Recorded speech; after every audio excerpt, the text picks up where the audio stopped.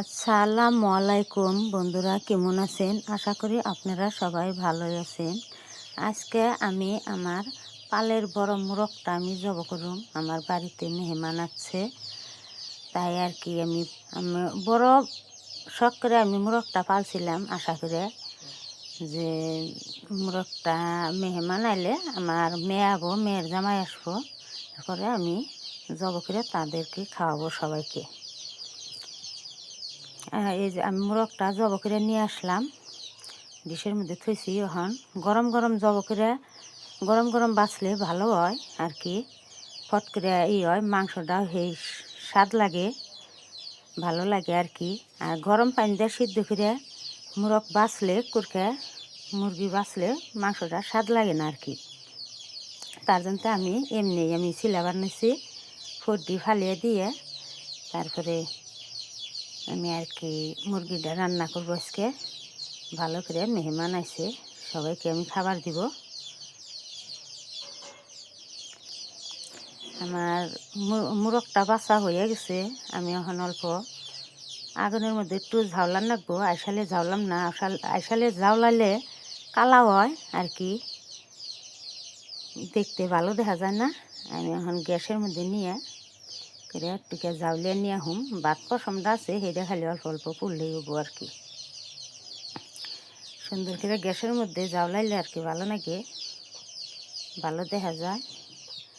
আমার ভিডিওটা আপনাদের কাছে কেমন লাগে, ঠিক আছে ভিডিওটা দেখে ঠিক লাইক কমেন্টটা করে দিবেন দয়া করে।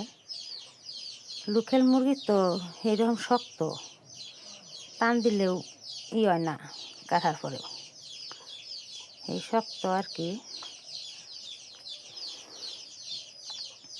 আমি এখন মুরগিটা আমার কুড়া হয়ে গেছে।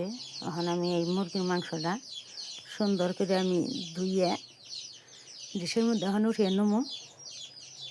ডিশের মধ্যে উঠিয়ে নিয়ে তারপরে আমি ভালো করে ধুমু।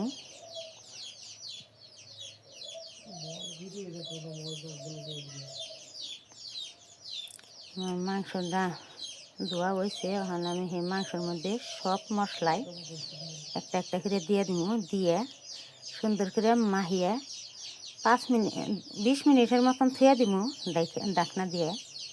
সব মশলা আমি দিবার নিছি আর কি। হদের ফাঁকি দিলাম, মরিচের ফাঁকি দিছি, হলুদের ফাঁকি দিছি, এখন গরম মশলার ফাঁকি দিলাম, অল্প লবণ দিয়ে দিলাম।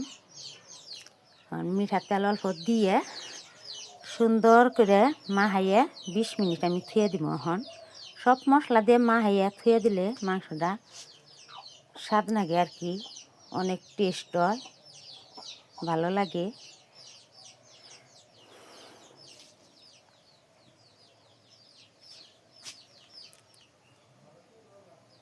মাংসটা ভালো করে মাহানো লই আমার। আমি এখন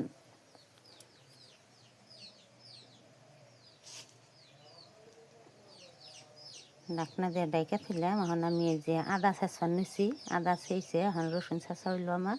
তারপরে কাঁচামরিচ পেঁয়াজ আমি সবগুলো একসাথে কাইখা নিছি। এখন আমি আইসালের মধ্যে কড়াই দিলাম। এখন আমার যে মাংসটুকু মাহে যে থুয়ে দিছিলাম আগে, আমি আদা দিছিলাম না, সেই আদা অল্প রসুন তারপরে পেঁয়াজ কাঁচামরিচ আমি দিয়ে আবার টিকে ভালো করে মশলা দিয়ে মাহামো আর কি। এটি জিনিস আমার বাকি আসাল দিছিলাম না, এখন আমি এটি জিনিস দিলাম, দিয়ে এখন আমি কড়াইতে তেল দিয়ে দিতেছি। কড়াই তেল আমার গরম হয়েছে, এখন আমি পেঁয়াজ দিয়ে দিলাম, রসুনও দিয়ে দিলাম, তারপরে অল্প করে কিছু কাঁচামরিচও দিয়ে দিলাম।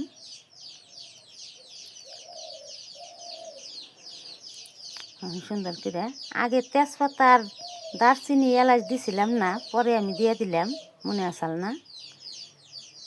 তখন এই যে মাংসটুকু দিয়ে দিলাম। এখন মাংসটুকু ভালো করে কষা কষা করে আমি এখন ঢাকনা দিয়ে ডাইকে দিব।